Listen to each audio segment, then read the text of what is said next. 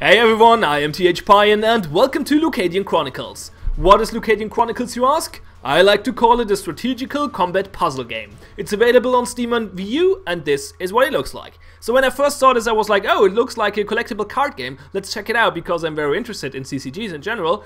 And then I played it for a few minutes and realized, oh whoa, it's one of those where you have no interaction during battles and the cards just play for himself, you just watch them. And I was immediately turned off and shut down the game. But then I read on the forum that it's supposed to be more like a puzzle game, and I was like, ah, maybe we check it out again. And so I did, and the first thing I realized after a few minutes is, this is actually not a card game. Those things look like cards, yes, but they don't act like cards at all. They're just characters. They're not drawn from a deck, they're not played from your hand, they're just characters. That doesn't make the game necessarily make the game bad, but it makes it not being a CCG, really. Let's take a look what it is actually. So, we have battles, like we have characters and we have battles to fight. We can take a look at the opponent lineup, and we have to set up our own lineup. And we choose the lineup by switching those cards around and then swapping them with from our collection, with the ones from our collection, and bring them in the right spot and to the front and the back line and stuff like that.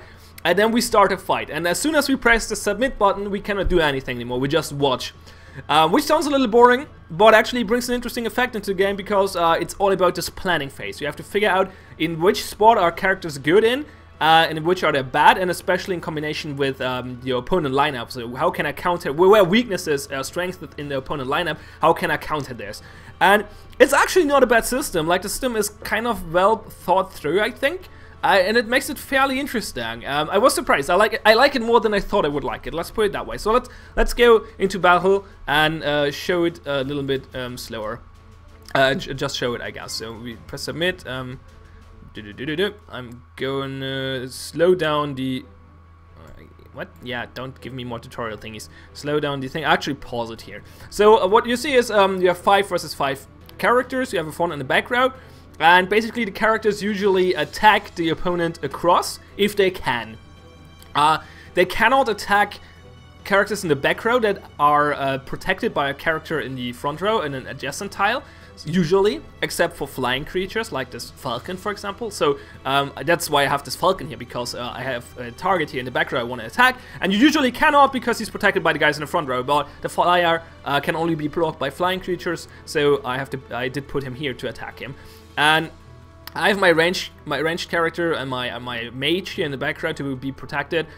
And yeah, they attack, and if you wipe out a unit, they will attack the next possible one, or yeah, if they cannot attack the unit across, or there is no unit across, they will attack an adjacent one, the next one in range, basically. And yeah, the cards will just turn out or play out as you can see when I continue playing the game, and they will just do their actions and deal damage. You have an attack value and an armor value, HP value. Armor's just straight up subtracted from the attack value.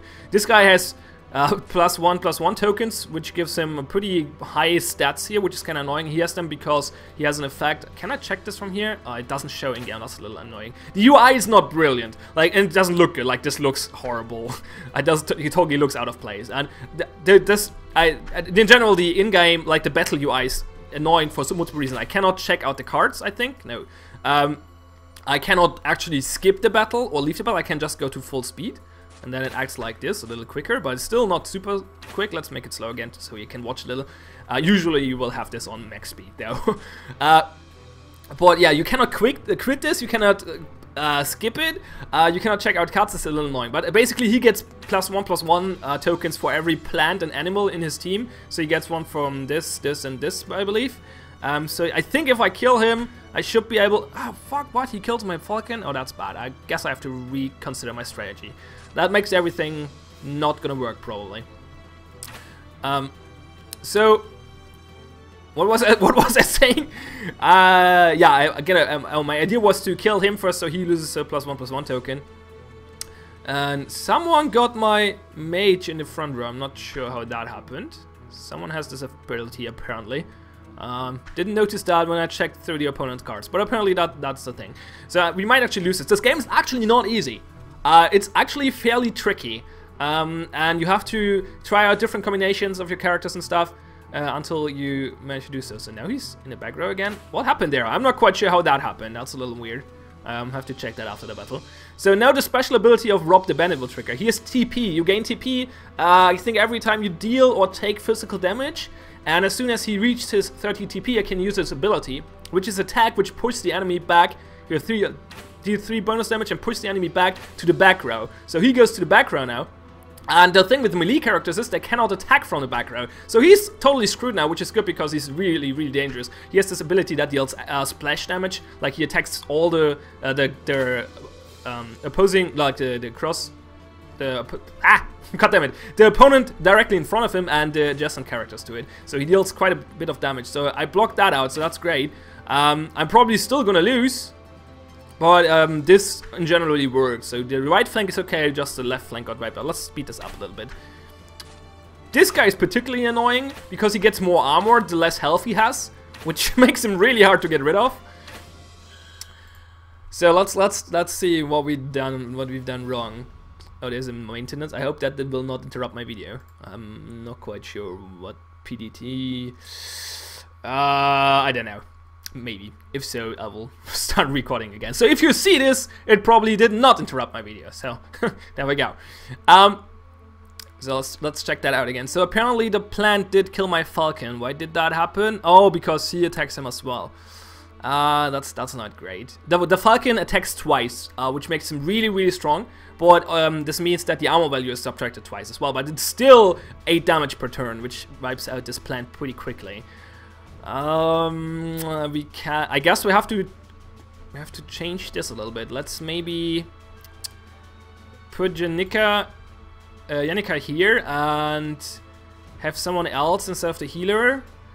Someone tanky like this guy or this. No, we cannot put him here. Oh yeah, there's another restriction. Like, do you see the colors? There are 5 colors, and they are not allowed to have. Like, you cannot put creatures adjacent to each other that are like across from the colors. So white can only be adjacent to blue and green creatures, and red can only be adjacent to green and black creatures, and so on. So I cannot put the red one here because this guy is white and he doesn't like white.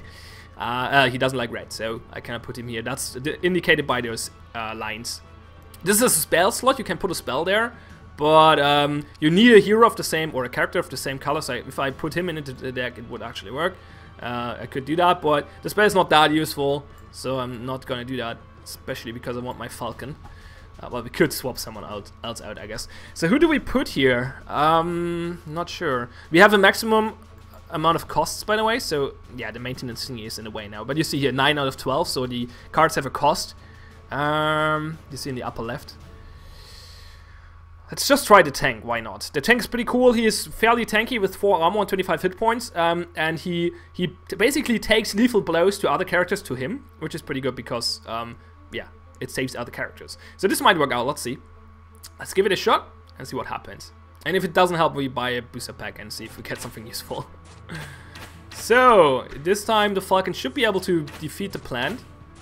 I hope this guy stays alive long enough. He gives extra TP, by the way, which allows me to use their abilities quicker. Her ability is pretty strong as well. It deals basically extra damage to enemies in the back rows, which is good.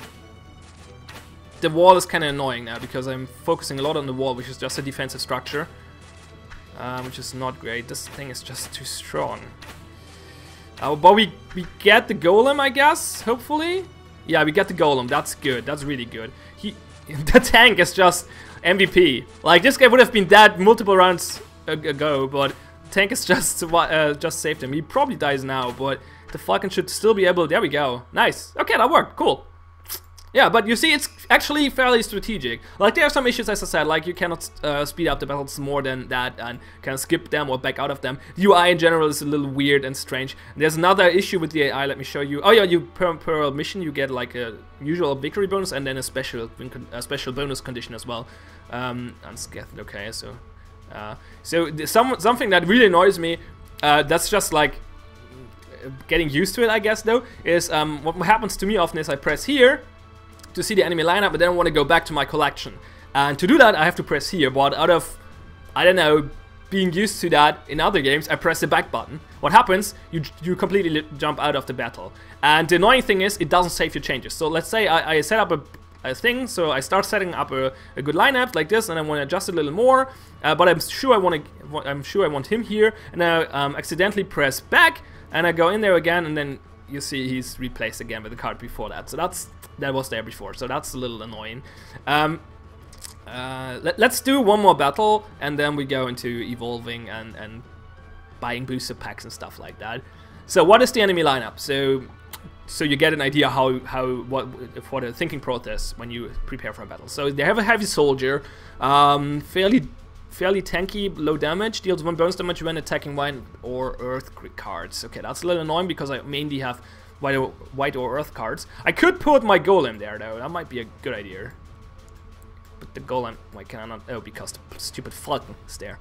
There we go. Because he doesn't take extra damage. The golem has a problem. He's super strong, but he gets gains a -1/-1 token per turn, which makes him getting weaker and weaker over time, which is a little annoying.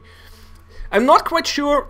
This character has shield. I'm not quite sure what shield does different to armor. Reduces all damage taken by 3. Applies before defense. I'm not 100% sure what that means. Like, it just adds to the armor, but what's the difference? Why is this guy not just armor 6? There might be some special effects or so where this triggers differently, I don't know. So this guy is super tanky, low damage again. Carrier. When this hero dies, enemies gain 2 poison tokens and allies gain 1. Okay. Might want to avoid killing him, I guess. For the beginning. Another shield bearer and another heavy soldier. Do we have another red card? No, right? Nope, just a spell. So one of the two will deal extra damage. So I guess we want to kill those quickly, then take down the shield bearers and then finish him off. Like, actually in general, playing with tanky characters sounds like a good idea because the enemies have all fairly low damage. So let's see. Probably want... Well, we go all out with the Spotter Knight. He's pretty strong as well. Not sure. I guess what we want to do is we want to have a healer somewhere. Preferably, yeah, opposed to that guy, because he almost dealing no damage. So he dies last. That's good. So have the healer here is a good idea. I think we go with like pretty tanky route. I want to keep Janica in. She's super strong in general. I really like her. Especially in combo with Rob, because he pushes people back and then she deals extra damage to them, which is pretty good. She hits every back row target basically, which can, well, it's not so good in this fight. Maybe we swap her out because they're all frontline. So actually, let's swap her out for maybe the mounted scout. Actually, that might be not the worst idea ever. Well, battle tactician. No, if you don't have Yannicka in, it's probably not worth for his thingy. We take the extra damage from the mounted scout. Yeah, that sounds reasonable. Maybe we want do we want to put a Falcon in? Let's check their armor values. 3, 6.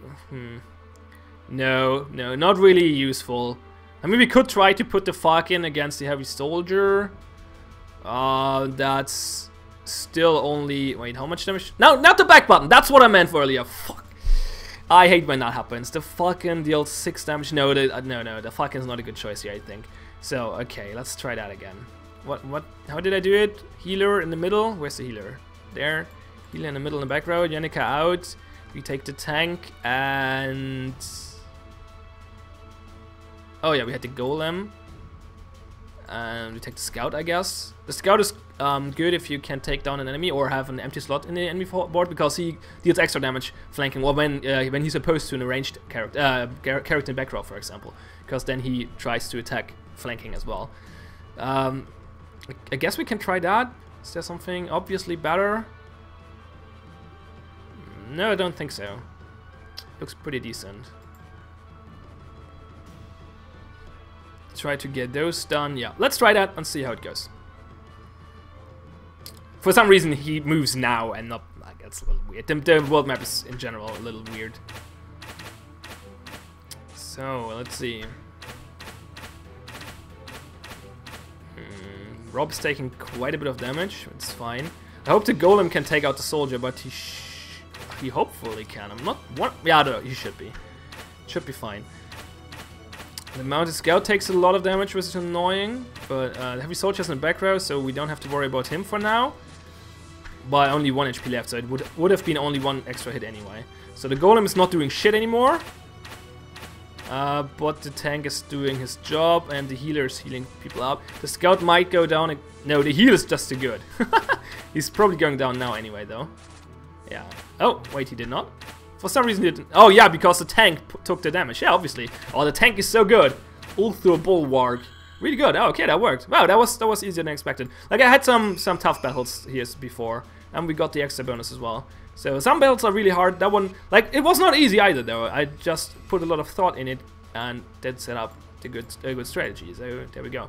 The art is a little, well, let's say inconsistent. If you take a look at this character, wait, let's go into so we can see him a little bigger. Like, this art style is completely different from the rest of the game. That's totally different artist. And it doesn't match with the rest at all. Like, he totally stands out. It's really weird. So yeah, the world map looks weird as... I don't know, it's strange. The story is nothing to write home about either. I think I could not really follow it either, so that's a little unfortunate. Okay, let's take a look. You don't see the button down here because I had to put the... it was hard to put the camera somewhere. Bad tongues will say now, well, then put a face cam in your videos, but that's a topic for a different discussion. So down here is the edit your collection, not edit your deck, but your collection button where you can check out all your cards and you can filter them. That's rarity, I believe. Like if you just select the green ones, for example, you see that those ones have yellow on the right and those one has white. Oh, by the way, the turtle means that they act last. They're slow characters. And if we filter now, you can see those are the basic ones, those are a little better ones, and those are the rare ones. I think, at least. I think that's what it means. I have no idea what this button is doing. I don't know. This one is just changing the thingy. Let's go to evolve. So you can evolve cards. You have to, like, basically you put one card here, and then you have to put 3 cards of the same color and same rarity in here, and then you can level them up, and they get a little stronger. You can see as one more attack. That's it, I guess. And they're 4 levels. I could not do that yet because I didn't have cards to evolve yet. Like, I did not have enough cards of the same type to do it. The progression in the game is, in general, feels very slow. It's not a free-to-play conversion, though, as far as I can tell, so it's a little strange. Let's buy a pack or 2. We got a few gold coins, so let's do that. Let's open a pack. Maybe we can do evolving afterwards. So what do we get? We get 3 characters, I think, and you get some, like, sometimes you get a single character from a battle in the campaign as well. Okay, we get another battle tactician. That means we can use the evolve thingy. Flame wall. Deal 50% of HP lost from physical damage back to source as magical damage. So basically, yeah, it's super tanky. Yeah, but it only throws back the damage it actually takes, not the one, like, after removing armor. Subtracting armor, not before. So it might still be a good card, especially if you have to tank a strong character. And another falcon. I'm not 100% sure. Can you put the same character twice in I don't think so. Let's try that, and if we can't, then we have some good targets for evolving. Well, some good cards for evolving. So you buy another pack. There's nothing else to buy, so you can easily spend all the money on cards. So we get another flame wall. A heavy soldier. That's my first black card. We saw him earlier, and a ninja master. Ooh, he seems to be, I think that's, yeah, he's rare. He has a yellow golden glow.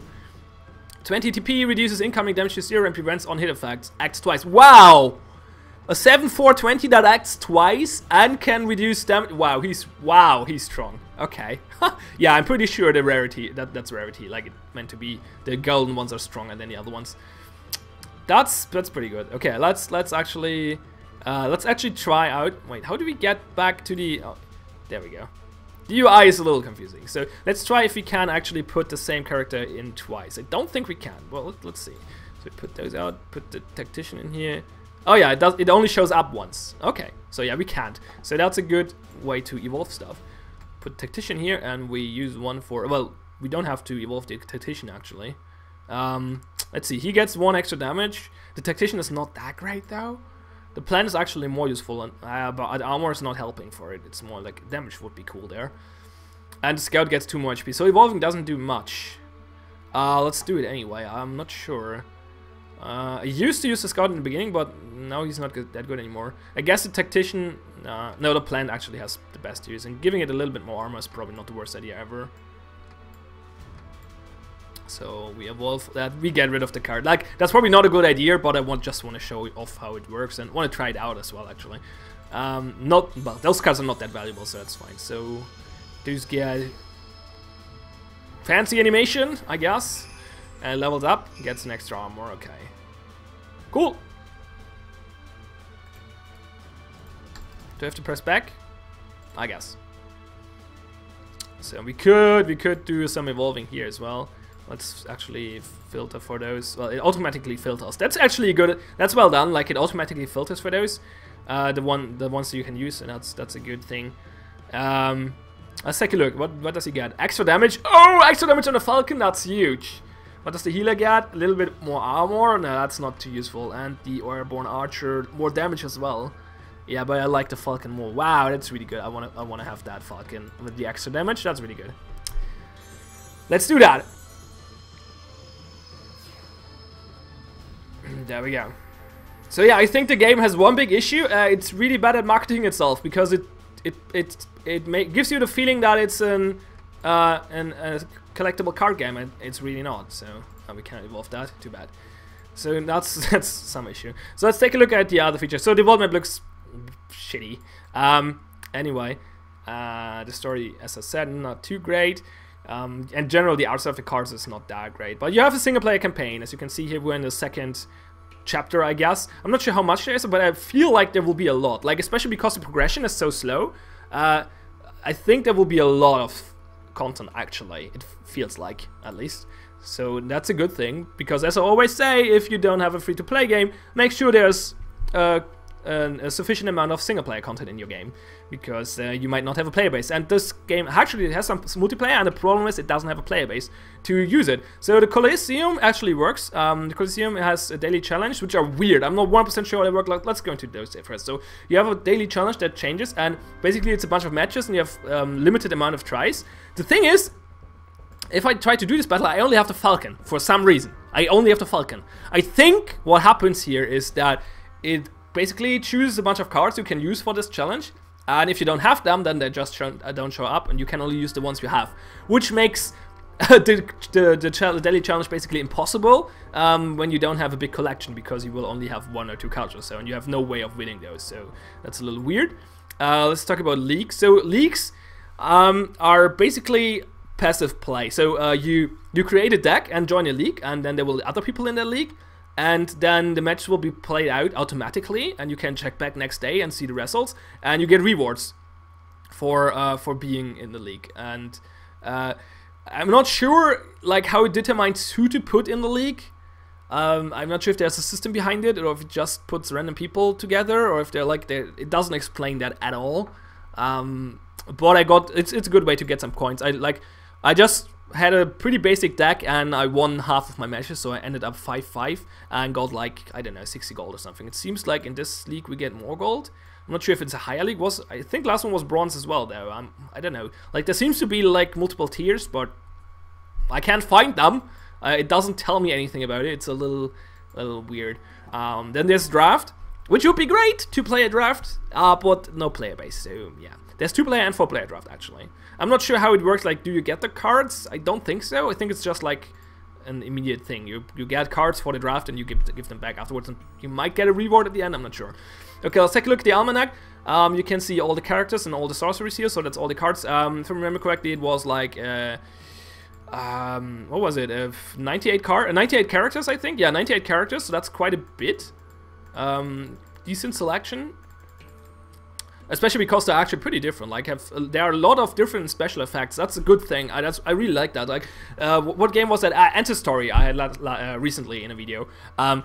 All the characters and all the cards in there were super simple. Like, there was nothing special about it. They were all really boring, had all really boring skills. There was nothing interesting here. And all those characters have fairly interesting skills. Actually, fairly well themed as well from time to time. So, that's pretty cool. Like, the Tactician gives bonus to other characters. Wait, you cannot check the card here? Oh, God. That's, again, why can I not check the stats of the cards here? Well, what is this? This is just like for the story, I guess. Like, you can check the characters and get the background lore. But it would be nice to have an overview of all the cards, right? And it's 15 sorceries as well. So overall it's 100, what's it saying, 89, so 99, 104 cards, if I did not fail in math right now.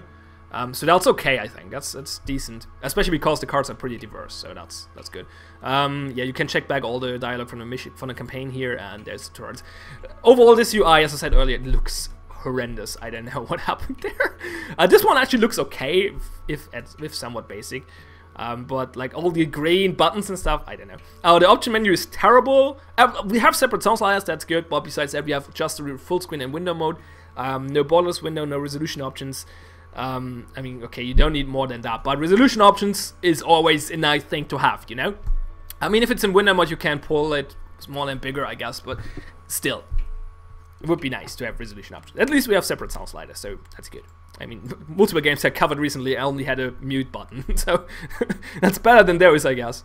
Yeah, overall, the lab, oh yeah, the lab, I should show you the lab. That's actually kind of interesting. The lab allows you to build teams and let them fight against each other. So I can try different strategies and stuff. So I'd say I use this team and I wanna make a different team here. So we go into create and we swap a team in here, something like that. It's not a good team now, but we can do that. And now we have two different teams here.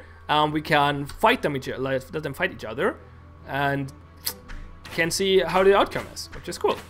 Let's see how my league team plays out. I hopefully does well against this random crap team here. I imagine that. Yeah, again, it would be nice to be able to leave, skip those spells or back out of them, but you can't. You just have to sit in there. Actually, it doesn't look too great so far. Well, that's unfortunate. No, it should be enough. We should win this, but it's... No, we don't! Wow, okay, that's... Maybe I should have put that team in my league then. No, that's unfortunate, I guess. Not sure, why did we lose that? I don't know. Did not really follow it. Anyway, yeah, so that's Lucadian Chronicles. It's not what I expected. It's way better than what I expected it to be. Well, initially, I expected to have a fully fleshed out collectible card game. That it's not that, but it's still an interesting game. And as I said, it's fairly challenging. The campaign has a fairly slow progression, but I think that's actually not a terrible thing, because it gives you new cards every few matches, or almost every match. Again, no, not really, but every few matches you have enough gold, especially with the daily challenge from with the daily gold from the Coliseum and stuff. Yeah, it's okay, I guess. It's interesting. It's an interesting game. I will not fully recommend it because it's obviously not that great polished and stuff, and a lot of people might not enjoy the non-interactive combat. Well, those people probably turned off the video already, so that's not too important. But I like the thought, like it's the thought process required for setting up your teams is actually deep enough to make it interesting, and the characters are diverse enough to create multiple different situations, and especially the opponent's decks are specifically crafted in a way that they create some sort of puzzles, basically. So yeah, as I said, I call this a strategic combat puzzle game, because I think that's a way better description than calling it a card game, because it's not a card game, like, not at all. There are no card mechanics in this whatsoever. The cards are just characters. That's it. Anyway, yeah, it's Lucadian Chronicles. Check it out if you want to. It's fairly interesting, I think. Link is in the description below. I am TH Pine. Thanks a lot for watching. Have fun, and see you next time.